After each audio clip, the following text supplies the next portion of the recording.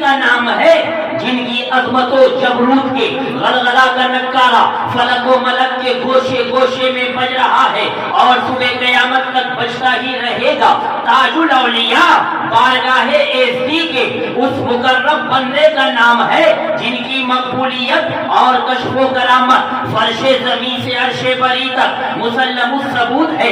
تاج الاولیاء کی بارگاہ وہ بارگاہ ہے جن کے مزار پرانوار پر صبح و مساء رحمت خداوندی کا نزول ہوتا ہے. تاج الاولیاء کی بارگاہ وہ بارگاہ ہے جہاں مغموم آتے ہیں تو مسرور ہو کر لوٹتے ہیں. تاج الاولیاء کی بارگاہ وہ بارگاہ ہے جہاں پر گنہگار احساس ندامت لے کر پہنچتے ہیں تو مغفرت کی ضمانت لے کر لوٹتے ہیں. تاج الاولیاء کی بارگاہ وہ بارگاہ ہے جہاں زمانے کے ستائے حالات کے مارے جن کے در کا رخ کرتے ہیں تو اپنے دامن کو گوہر مراد سے بھر کر لوٹتے ہیں. تاج الاولیاء کی بارگاہ وہ بارگاہ ہے جہاں مردہ دل آتے ہیں تو دلوں میں ایک نئی زندگی لے کر لوٹتے ہیں.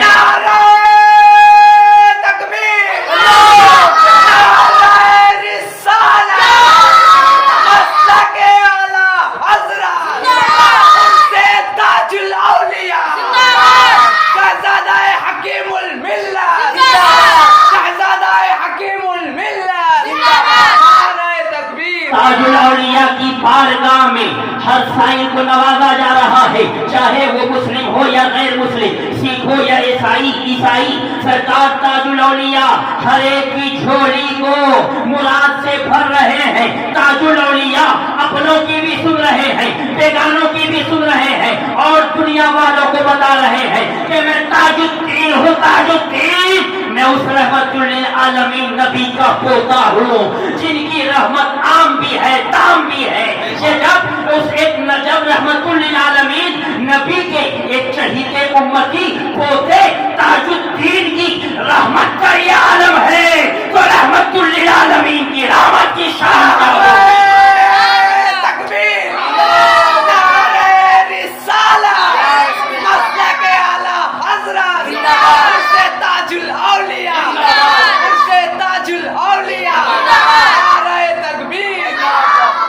ہم اہل اسلام کے ہاتھوں میں اہل الذکر علماء کا بھی دامن ہے. ہم اہل اسلام کے ہاتھوں میں اہل اللہ اولیاء اللہ کا بھی دامن ہے. ہم اہل الذکر کے دامن کو بھی نہیں چھوڑتے, اہل اللہ اولیاء اللہ کے دامن کو بھی نہیں چھوڑتے, اس لیے کہ ہمارے لیے دونوں ضروری ہے. اہل اللہ علماء کی جمع اہل الذکر علماء بھی ہمارے لیے ضروری اور علماء بھی اولیاء بھی ہمارے لیے ضروری, اس لیے کہ اہل الذکر ہمیں پڑھاتے ہیں, اہل اللہ ہمیں پڑھاتے ہیں. علماء کا پڑھانا اور ہے, اولیاء کا پڑھانا اور ہے. تاج الاولیاء ہمیں پڑھا رہے ہیں. تاج الاولیاء کا فیضان کل بھی بڑھ رہا تھا, آج بھی بڑھ